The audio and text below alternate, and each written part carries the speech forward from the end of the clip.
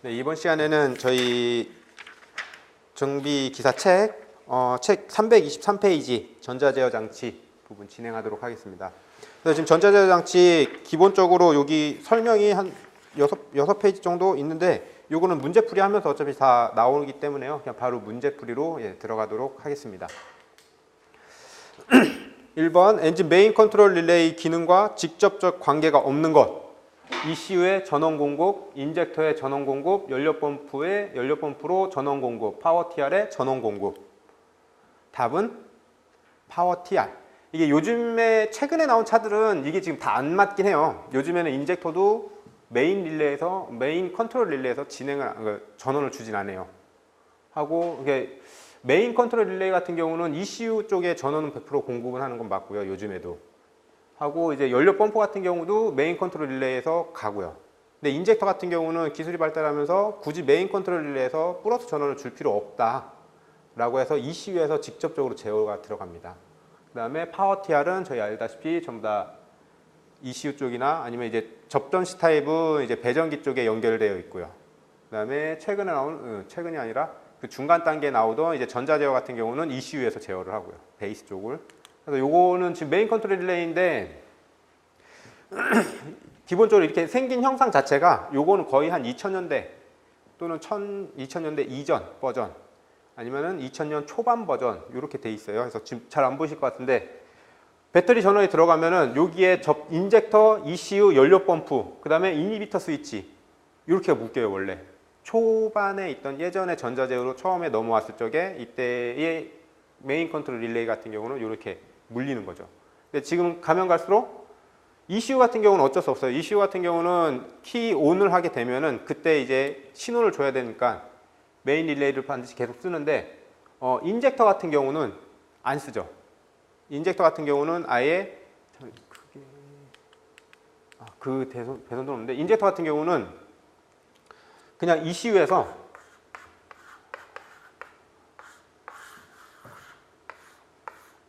요즘엔 이렇게 해서 인젝터로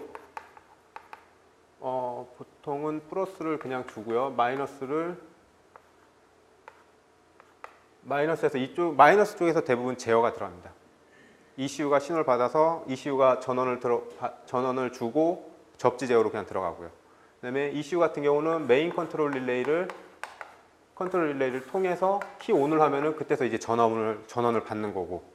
그래서 ECU 같은 경우는 혹시라도 배선도 보신 분들은 아시겠지만 ECU 같은 경우에 전원은 한 개 들어가는 게 아니라 보통 3개, 많게는 뭐 5개, 6개도 같이 들어갑니다.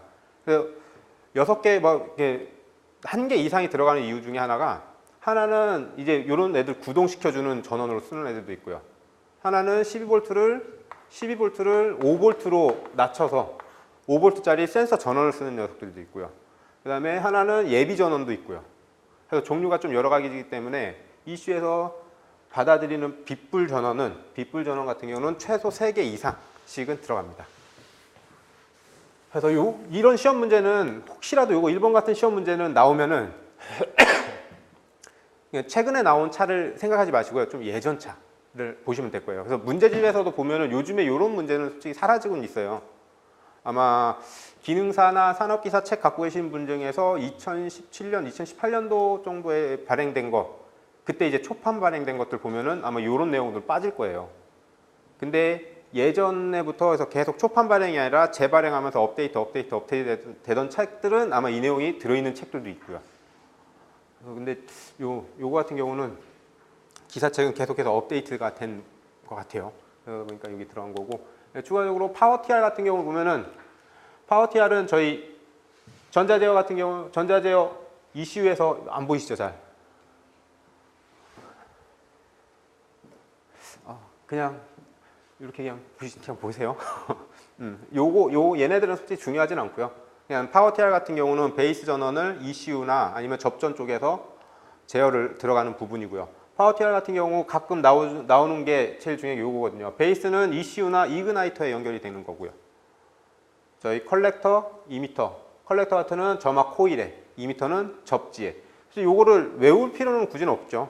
왜냐하면 베이스 같은 경우는 전원이 되는 거, 신호가 되는 거니까 내 스위치가 된다라고 보시면 돼요. 스위치가 된다고 보시면 되고, 이미터는 저희 접지를 어스라고 부르잖아요. 정 외우기 힘들면 접지를 어스라고 부르니까 그냥 2m 접지 부분으로 들어가는 거고요. 나머지 하나는 당연히 점막 코일에서 점막 코일에서 유도 전압을 발생시키려면 어쩔 수 없이 점막 코일과 연결돼야겠죠. 한 개에서는. 그렇게 해서 컬렉터는 점막 코일과 접속이 된다라는 것 정도만 알고 계시면 됩니다. 이 그림은 보이시죠? 다음부터는 좀 더 큰 그림으로 해야 될 거 같네. 하고 2번 전자제어 연료 분사 장치의 메인 컨트롤 릴레이의 공급 전원이 아닌 것은, 이번에는 메인 컨트롤 릴레이에서 공급하는 전원이 아닌 것은, 요건 이제 센서 부분 쪽에 좀 관련된 건데, 그래서 1번 인젝터, 2번 수온 센서, 3번 연료 펌프, 4번 공기 흐름 센서. 아까 말씀드렸다시피 메인 컨트롤 릴레이 요즘에 인젝터로 적용을 안 해주긴 해요. 근데 예전에는 인젝터 갔어요. 연료 펌프 갔죠. 그러면 저희는 지금 수온 센서하고 공기 흐름 센서 2개 남은 거잖아요. 그러면 수온 센서 같은 경우는 수온 센서는 대부분 온도 센서는 ECU가 있으면요. ECU나 어떤 유니트가 있으면은 그냥 이쪽에서 무조건 선 2개를 빼서, 온도 센서는 대부분 그냥 이렇게만 돼 있어요. 근데 공기 흐름 센서 같은 경우는 메인 컨트롤 릴레이에서 전원을 줄 수도 있어요. 예전에 핫 와이어 방식이나 핫 필름 방식 같은 경우는 전원을 계속해서 공급해서 어쨌든 그쪽에서 뭐 전류를 소모하는 경우도 있긴 한데, 그거 같은 경우는 대부분은 뭐라 해야 될까, ECU에서 좀 정밀 제어하는 것들은 ECU에서 분명히 신호를 줘요. 근데 공기 흐름 센서 같은 경우는 안에 들어가 있는 게 공기 흐름 센서도 있지만 그 안에 공기 온도 센서도 같이 들어가거든요. 그러다 보니까 같이 전원, 메인 릴레이에서 공기 흐름 센서로도 주는 경우도 있습니다. 요즘에는 없죠. 요즘에는 기본적으로, 요즘에 최근에 나온 차로만 본다면은 여기서는 연료 펌프 하나밖에 없어요. 근데 이게 저희는 예전 차, 한 2000년대 초반 차, 이런 차를 본다면은 수온 센서는 ECU에서만 주고요. 센서 종류, 그러니까 온도 센서 종류는 ECU에서만 거의 대부분 줬었고 하다 보니까 답은 우선 2번 수온 센서고요. 수온 센서고, 나머지 공기 흐름 센서나 인젝터, 연료 펌프 같은 경우는 메인 컨트롤 릴레이에서 봤는데 요거는 예전 차만 좀 해당이 된다. 근데 저희는 시험 문제는 아마 아까 보셨던 요런 타입의 자동차가 저희 쪽에서는 시험에 계속 나오다 보니까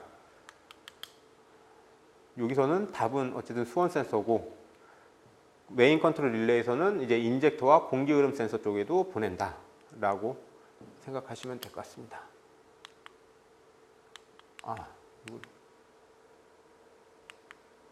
다음 3번. 전자제어 엔진에서 컨트롤 릴레이 고장 시 다음의 부품에 전원이 차단된다. 이에 해당되지 않는 부품은 무엇인가? 1번 연료 펌프, 퓨즈블 링크, 연료 인젝터, ECU. 몇 번 같으세요? 저희 2개 문제 푼 걸로도 충분히 유추는 가능한데 2번, 그죠? 퓨즈블 링크. 저희는 퓨즈블 링크는 처음 보죠. 퓨즈블 링크라는 거는 요거는 지금 다른 제작사에 좀 그걸 갖고 왔는데요. 요게 이제 메인 컨트롤 릴레이가 들어가는 부분이라고 보시면 돼요. 이건 지금 메인 휴즈긴 한데요. 이쪽에서부터 전원이 들어온다. 여기서 보통 메인 컨트롤 릴레이에 걸쳐서 전원이 들어오면요. 퓨즈블 링크라는 거는 처음에 전원이 들어가서 처음 걸리는 퓨즈들. 이 퓨즈가 하나가 들어가는 게 있는가 반면에 여러 개를 같이 묶어서 가는 경우도 있어요. 이제 그런 애들을 다 퓨즈블 링크라고 하거든요. 그러니까 메인 컨트롤 릴레이가 고장이 나도 어차피 퓨즈블 링크를 타고 나서 그 다음에 이제 요걸로 배터리가 접지가 있고 플러스가 있으면은 저희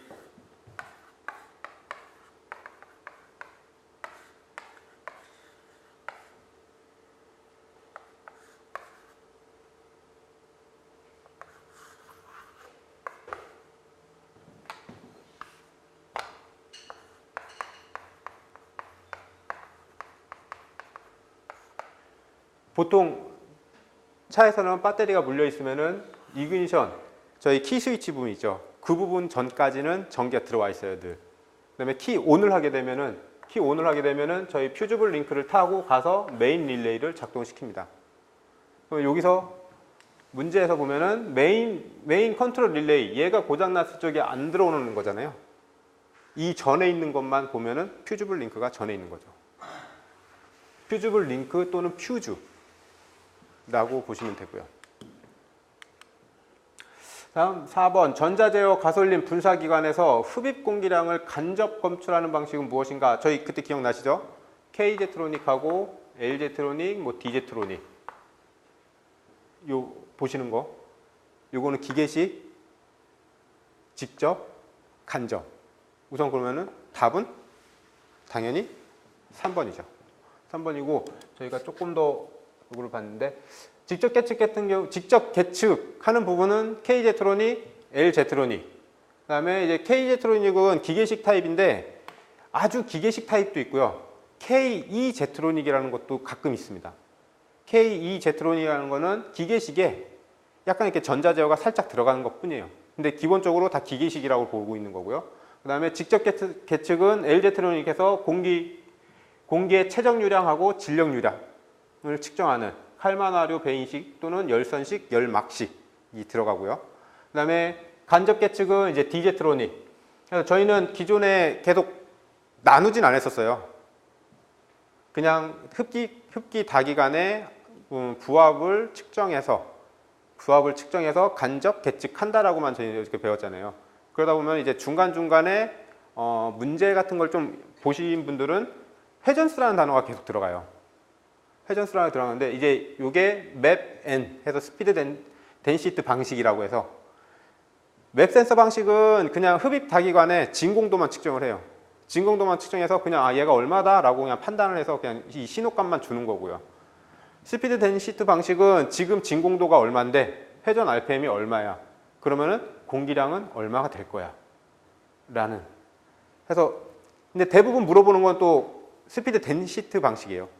덴시티 방식인데 읽는 거는 디제트로닉이나 그냥 맵 센서 방식이라고 해요. 좀 되게 어렵진 않죠, 이거는. 근데 문제 나오면은 얘가 맵 센서를 물어보는 경우는 흔치는 않고요. 대부분은 맵앤 스피드 덴시티 방식으로 물어보거든요. 그래서 무조건 그 흡기관의 압력 플러스 회전수를 계산을 해서 지금 현재 공기량이 얼마구나 라고 판단을 하는 녀석이 간접 계측이고요. 다음 보면은 기계식. 요거 그림은 예전에 보신 거 기억나시죠? 그 그림이 지금 없어져 가지고 지금 다른 데 찾다 보니까 조금 보기 편한 건데 그냥 별거 없어요. 그냥 공기가 들어오면은 여기에 플레이트판을 밀고 올라가면은 지금 요거는 이제 KE제트로닉 해가지고 전자식인데 얘는 이제 여기에 포텐시오미터 같은 게 여기 보시면 이게 포텐시오미터 같은 요렇게 생긴 포텐시오미터 같은 게 올라가면은 여기에서 이제 이게 올라가면은 요 저항값이 조금씩 바뀌잖아요. 그러면 그 값을 보고 지금 공기가 얼마만큼 들어간다라고 판단해서 이제 여기서 이 값을 보고 이제 연료량 값을 결정하는 거죠. 근데 K 방식 그냥 완전히 순수 기계식 타입 같은 경우는 포텐시오미터가 아니라 그냥 지렛대 같은 게 하나가 이렇게 들어가 있어서 여기 위에 여기서 이제 요 바가 움직이면은 여기서 얘가 움직이면은 밑으로 내려가거나 위로 올라갈 경우에는 완전한 기계식 타입은 여기에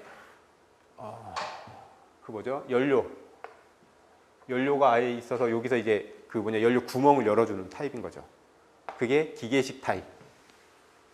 그래서 요거는 잠깐 특징 보면은 특징 같은 경우는 연속 분사 방식. 기계식 타입의 특징 같은 경우는 연속 분사 방식. 연속 분사 방식이라는 거는 계속해서 연료를 공급을 한다라는 뜻으로 보시면 돼요. 저희 기화기 타입은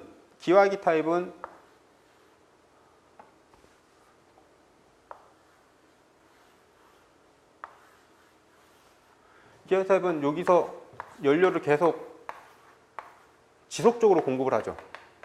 중간에 뭐 끊어지는 게 없이. 인젝터 같은 경우는 들어가서 얘가 이제 분사 시기가 됐네. 분사.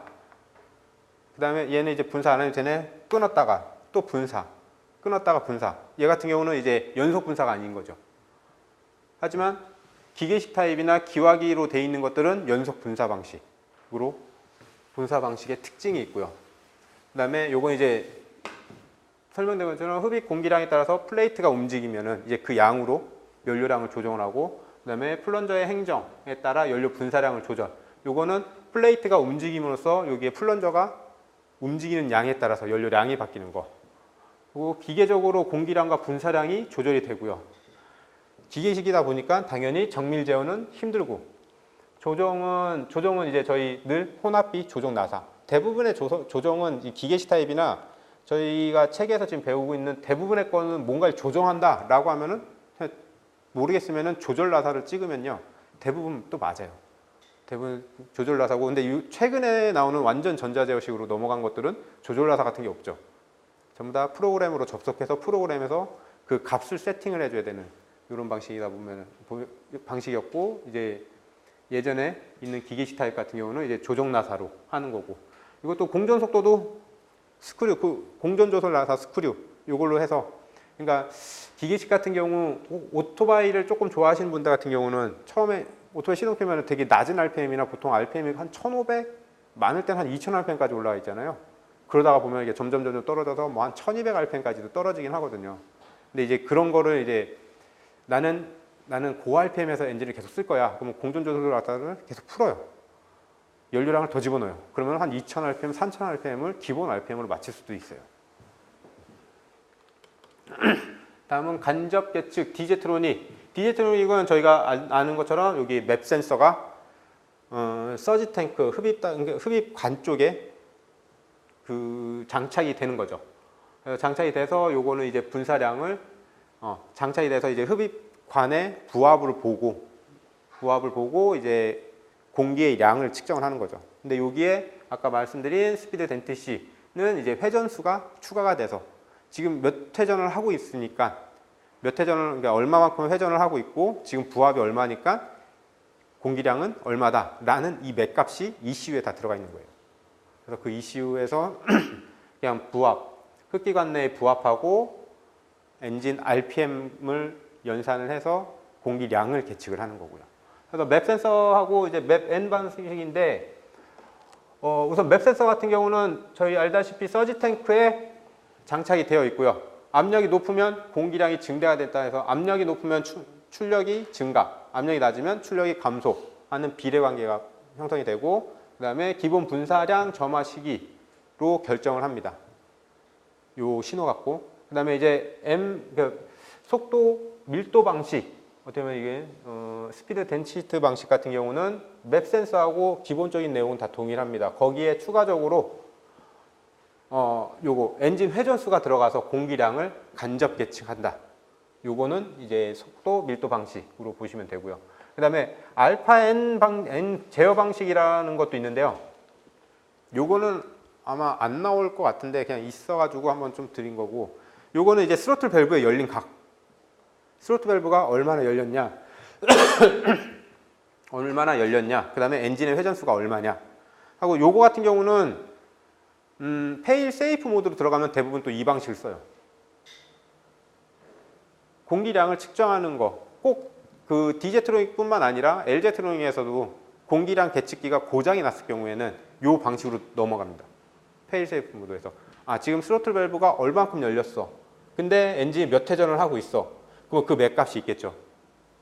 그러면 그 맥값에 의해서 지금 얘는 지금 얼마의 공기가 들어오고 있다라고, 그것도 이제 간접적으로 예측을 하는 거죠.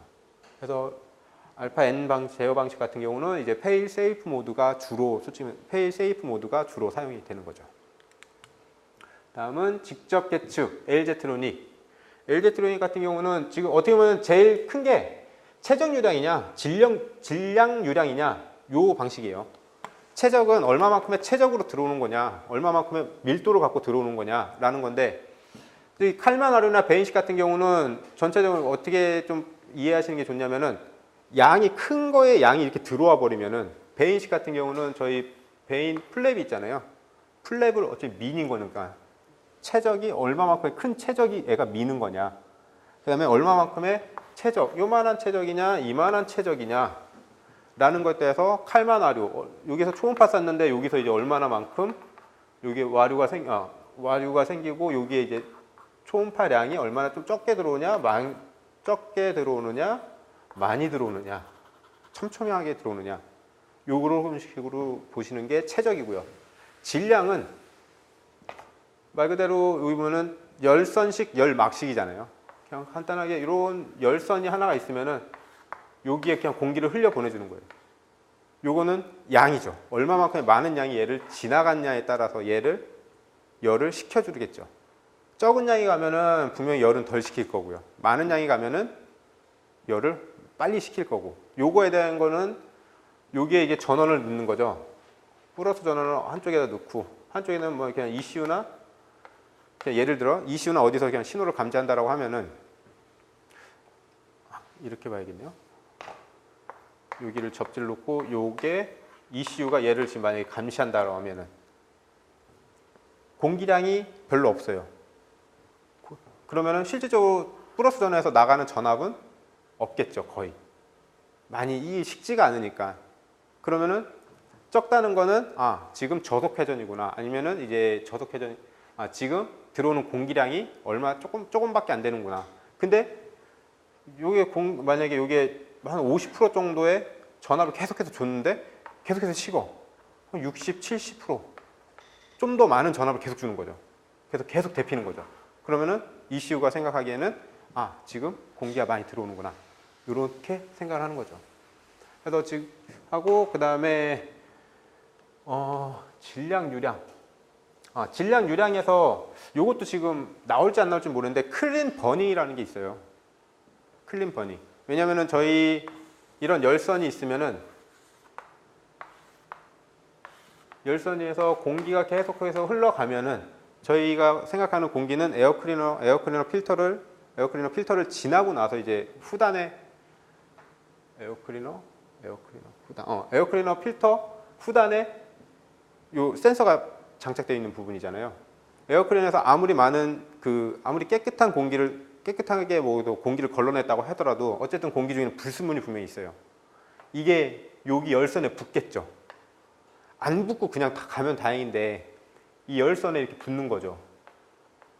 붙다 보면은 요거 열선들이 계속해서 붙다 보면은 얘를 따뜻하게 데펴주던가 하겠죠. 그러니까 중간에 클린 버닝이라고 해서 강하게 얘를 태워주는 겁니다. 여기에 전압을 좀 높은 전압을 가해서 이거를 태워주는 거죠. 태워주는 클린 버닝이 있습니다. 그래서 아마 클린 버닝은 기사 정도에서만 나올 건데 그래도 혹시라도 몰라서 온 김에. 그래서 요거는 저희 그때 예전에 있던 자료 그 정비 이론 하실 적이에요. 그거 보시면 아마 나와 있을 거예요. 그거 좀 더 자세히 보시면 되고요. 다음 5번 전자제어 연료 분사 장치 중 공기량을 직접 계측하는 방식은 무엇인가? 1번 매스 플로우, 2번 스로틀 스피드 방식, 디제트로닉 스피드 덴시티 방식. 답은? 네? 그쵸, 1번. 매스 플로우 방식. 스로틀 스피드 방식은 없는 거고요. 디제트로닉 스피드 덴시티 같은 방식이죠. 디제트로닉에서 어차피 같은 방식이고요. 6번 전자제어 엔진의 공기량 검출 방식 중 엔진의 회전 속도와 흡기관의 압력으로 추정을 하고 이 공기량을 기본으로 하여 가솔린의 분사량을 연산하는 방식은 무엇인가? 우선 여기서 보시면은 회전 속도와 흡기관의 압력 간접 계측이죠. 우선은 간접 계측이라는 걸 보고 그러면 저희는 디제트로닉을 생각할 수 있죠. 디제트로닉에서 연산하는 방식이 뭐냐? 아이고야.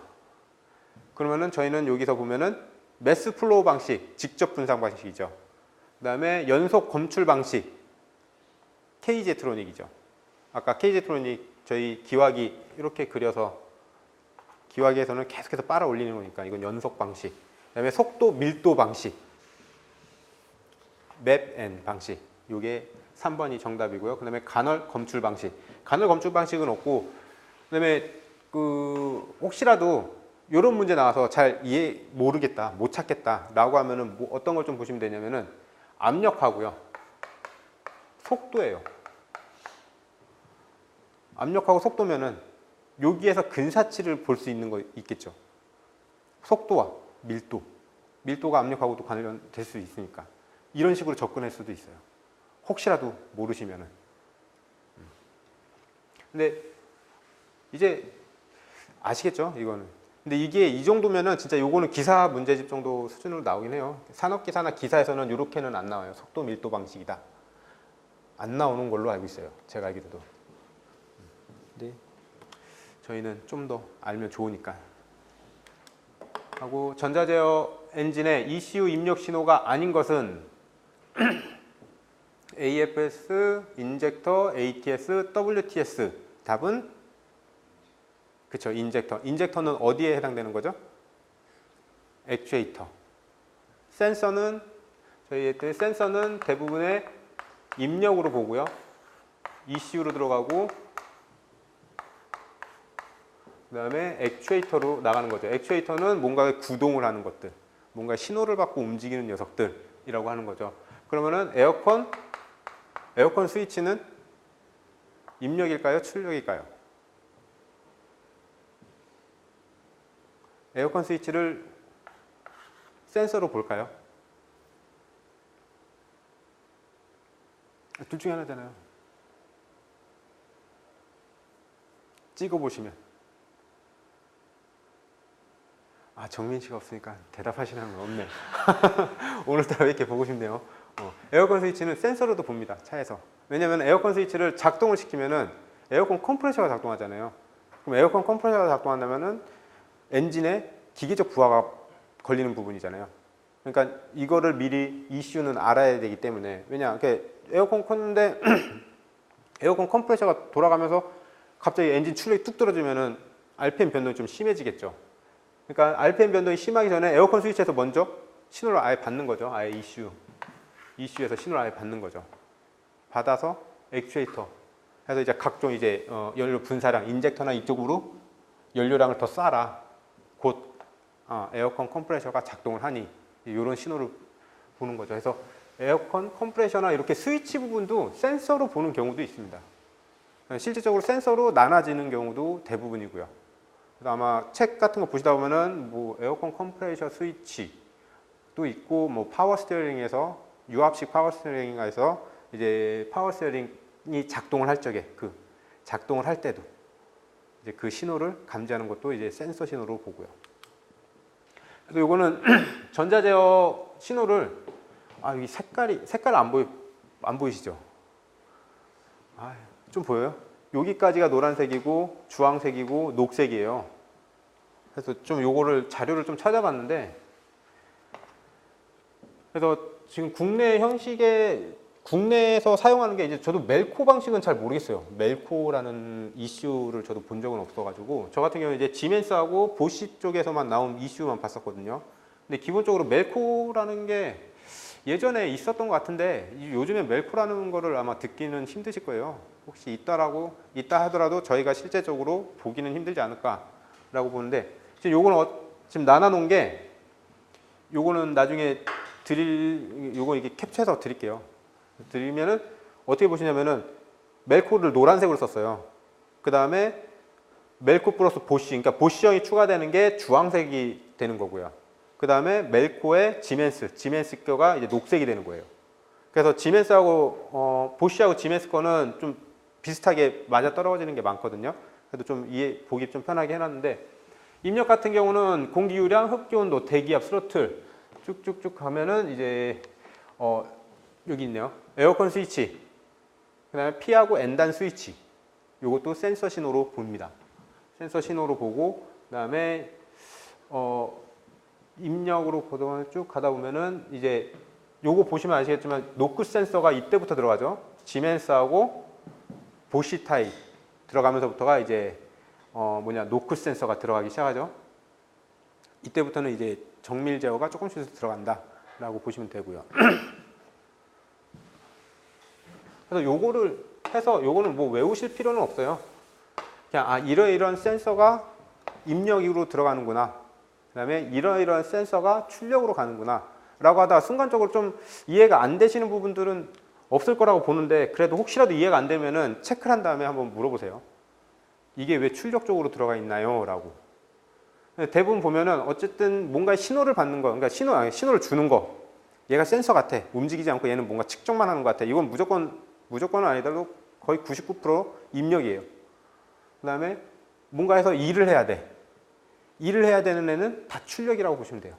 보면은 인젝터도 그렇죠. 공전 조절 모터, 퍼지 컨트롤 쭉 내려와서 뭐 쿨링팬 릴레이, 스로틀 포지션 센서 출력.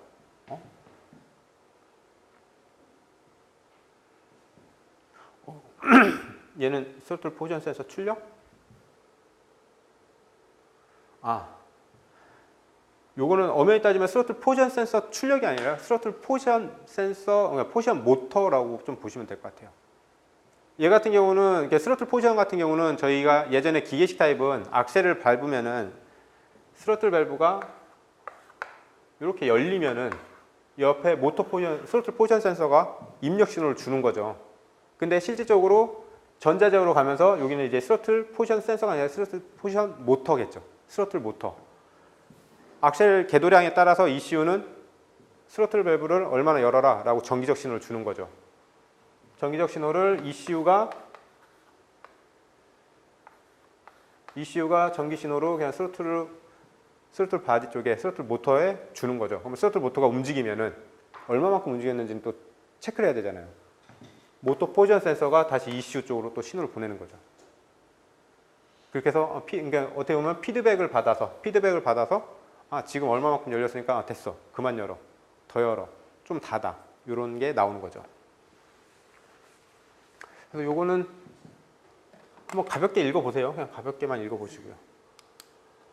8번 전자제어 엔진에서 컴퓨터 입력 신호에 해당되지 않는 것은 1번 냉각수 온도, 냉각 수온 센서, 2번 흡기 온도 센서, 3번 차속 센서, 4번 ISC 서버. 답은 그죠. 서버는 액추에이터에서 저희 공회전 시에 뭐 기계적 부하나 전기적 부하가 받으면은 RPM이 떨어지면은 그거를 보정하기 위해서 공기량을 조금 더 넣어주기 위해서 ISC 서버가 들어가는 거죠. 다음 중 ECU의 입력 요소가 아닌 것은 시동 신호, 산소 센서, 히팅, 그다음에 공회전 스위치, 대기 압력 센서. 답은 몇 번일까요? 공회전 스위치요? 다른 분은요? 2번 산소 센서 히팅. 그렇죠? 산소 센서 히팅이 맞습니다. 산소 히팅은 ECU에서 그냥 플러스 마이너스, 저희는 플러스 마이너스로 갈게요. 여기서 그냥 히팅을 해주는 거예요. 신호만 그냥 주는 거예요. 그 다음에 공회전 스위치 같은 경우는 아마 좀 이따가 나올 것 같은데 ISC 서버 타입에서 보면은 저희가 스로틀 밸브가 닫히게 되면 요거를 또 어디선가 감지를 해야 되잖아요. 근데 이게 그러니까 스로틀 포지션 센서가 없는 타입. 스로틀 포지션 센서가 있는 것들은 굳이 그러니까 공회전 스위치라는 거는 필요가 없어요. 근데 스로틀 포지션 센서가 없는 타입, 아주 더 전 버전이죠. 한참 전 거 같은 경우는 스로틀 밸브가 닫히면은 이거 닫힘 신호를 받아야 되거든요. 이게 보통 옆에 ISC 서버 있는 것들은 요 스위치 앞에 공전 스위치가 있어요. 공회전 스위치. 얘가 눌리면 지금 공회전이야. 또는 지금 스로틀 밸브가 완전히 닫혔어. 너 공회전 해도 돼. 라고 ECU한테 신호를 보내주는 거예요. 그래서 공회전 스위치는 이렇게 신호를 보내주는 거고요. 그래서 답은 산소 센서 히팅입니다. 10번 ECU에서 기본 분사량을 결정하는 기준은 무엇으로 하는가요? 저희 요거는 수도 없이 많이 했죠.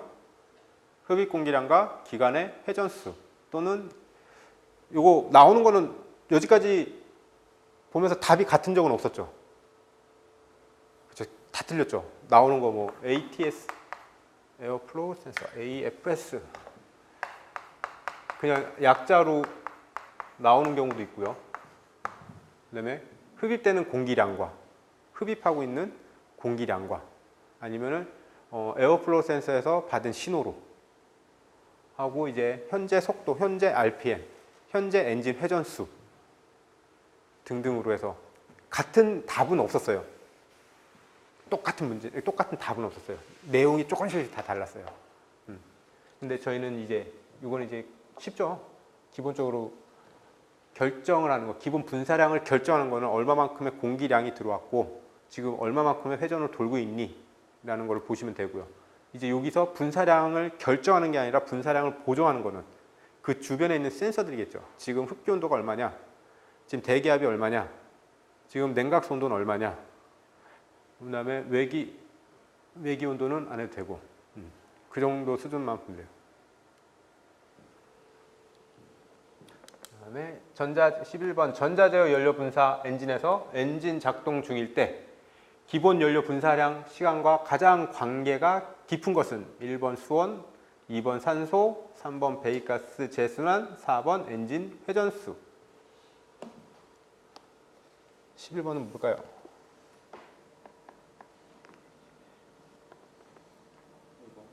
1번이요? 한번 좀 잘 보세요. ECU의 기본 분사량 결정이죠. 전자제어 연료 분사에 대해서 자대 기본 연료 분사 시간은 뭘로 또 볼 수 있죠? 얼마만큼 많은 시간을 열었느냐, 얼마만큼, 그러니까 만약 1초를 열었느냐, 2초를 열었느냐에 따라서 분사량이 달라지겠죠. 그러면은 이 문제를 조금 쉽게 푼다면은 전자제어 엔진에서 엔진이 작동 중일 때 기본 분사량 결정과 관계 깊은 것은 문제가 이렇게 나올 수 있겠죠. 조금 난이도를 낮춘다면 저희가 했던 기본 분사량은 흡입 공기량과 엔진 회전수 나오죠. 여기서 보면은 이제 분사 시간이라고 하면 순간 고민이 되겠죠. 분사 시간 여기서 분사 시간이 중요한 게 아니라 기본 연료 분사하고요. 얼마만큼 이게 가장 기초적인 거냐라는 거예요. 문제 보니까 좀 그렇죠. 어이없죠. 근데 이게 막상 진짜 한 번도 뭐 이런 거 안 보시고 들어가면은 진짜 다른 번호 찍을 수밖에 없어요. 왜냐면은 기존에 있던 시험 문제들 계속해서 한번 풀다 보면은 이런 식으로 연료 분사량과 분사량을 증량 또는 보정에 관련된 게 대부분이에요. 이렇게 묻는 것들은.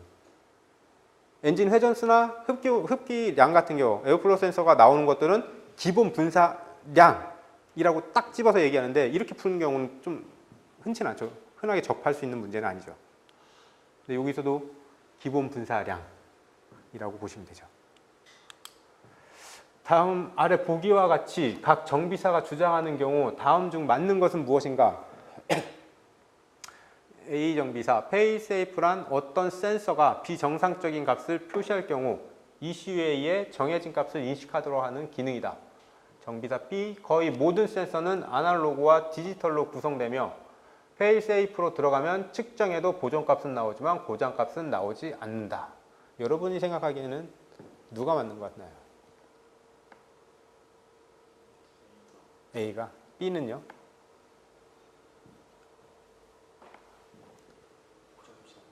응? 고장값이 나온다? 네, 맞아요. 페일세이프로 들어가면은 비정상값을 표시를 하는데 예를 들면은 냉각수 온도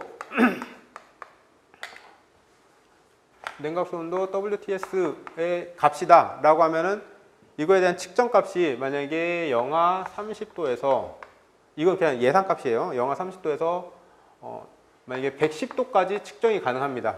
110도까지 측정이 가능한데 이때 나오는 출력 값이 비례한다고 할게요. 그냥 이렇게 올라가고 있는데 이 값을 벗어날 경우 만약에 마이너스 30, 100도씨 하고 있는데 여기에 이제 뭐 0.0V에서부터 5.0V까지 나오고 있다라는 가정하에 본다면은 만약 냉각 온도가 이 범위 안에가 아닌 마이너스 뭐 한 50도 또는 뭐 한 200도 200도라는 신호를 준다라고 하면 ECU는 바로 WTS가 고장이 났구나 라고 생각을 해요. 고장이 났구나 라고 생각해서 페일세이프 모드로 들어가서 바로 특정한 65도에서 한 80도 사이 그 정도의 값을 기본값으로 놔둬버려요. 그래서 현재 지금 냉각수의 온도가 몇 도냐가 중요한 게 아니라 얘가 지금 잘못된 신호가 들어왔으니 나는 그래도 차는 움직여야 되고 하니까 기본적으로 어느 정도 운행이 됐고 하는 기본적인 값을 하나 주는 거예요. 그래서 예를 들어서 한 60 그냥 저희 그냥 80도라고 ECU는 그냥 판단하고 그냥 80도에 관련된 연료량만 계속 쏘는 거예요. 보정을 해준 거예요. 80도에 관해서. 엔진은 지금 몇 도인지 모르는데. 그래서 보면은 여기서 만약에 냉간시다. 냉간시에 만약에 시동을 걸어야 된다라고 했을 경우에 냉간시는 분명히 냉각수 온도 측정하면은 한 10도 아니면 진짜 지금 같은 날씨에 뭐 영하 0도 뭐 한 0도 영하권 이렇게 들어갔을 거 아니에요. 그러면 당연히 연료량은 엄청나게 보정을 해줘야겠죠. 많은 양을 기본 분사량을 요만큼 잡았다면은 추우니까 요만큼을 더 보내줘야 되잖아요. 근데 페일세이프 모드 들어가면은 얘는 80도로 그냥 인식하는 거예요. 그러면은 기본 분사량에서 지금 80도니까 적당한 온도니까 양을 좀 줄여 라고 하는 거죠. ECU의 신호를. 그러면은 시동이 안 걸릴 수도 있습니다. 하고 그다음에 여기. 그래서 A 정비사는 맞죠? B 정비사 같은 경우는 거의 모든 센서의 아날로그와 디지털로 구성되며 페일세이프로 들어가면 측정해도 보정값은 나오지만 고정값은 나오지 않는다. 여기에서 약간 조금 뭐랄까 틀린 말이 들어가도 측정을 해도 보정값은 나오지만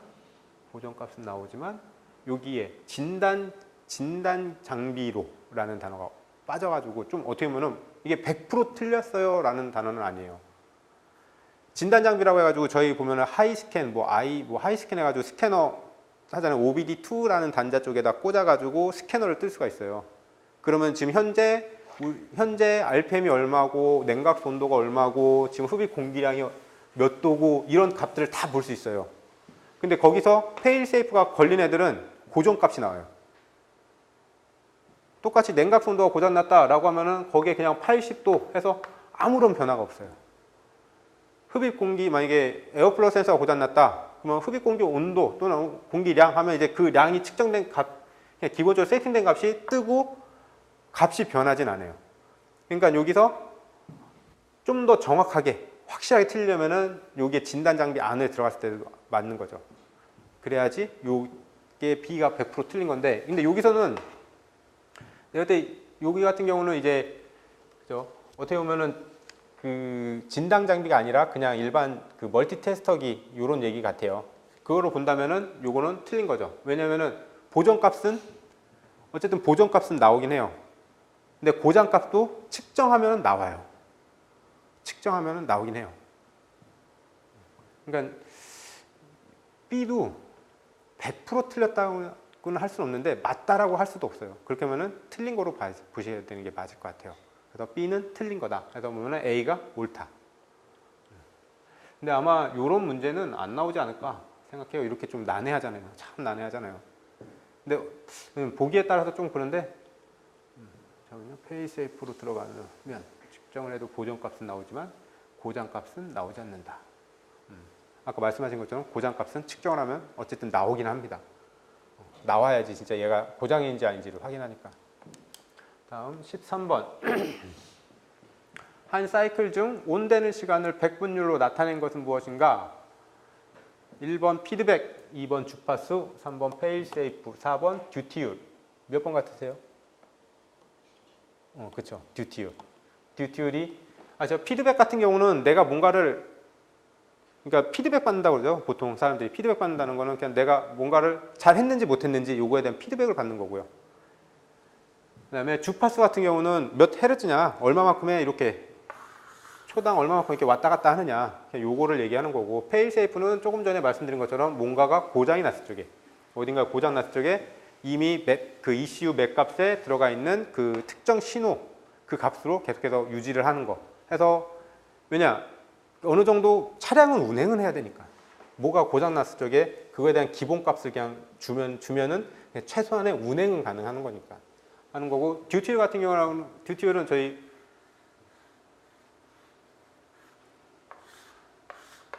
요게 여기서 이제 50% 줬다. 5대 5다. 그러면 듀티율이 50%. 그다음에 듀티율이 이렇게 나왔다. 그러면 듀티율이 더 나아지는 거죠. 여기 온이고 여기를 5% 본다면 듀티율을. 그래서 요거는 이제 어떻게 보면 한 사이클 중 100분율로 그러니까 한 사이클 중 온되는 시간을 100분율로 나타내는 거. 듀티. 다음 14번은 저희 이번 시간은 여기까지 하고요. 다음 시간에 14번 맞아 이어서 하도록 하겠습니다. 수고 많으셨습니다.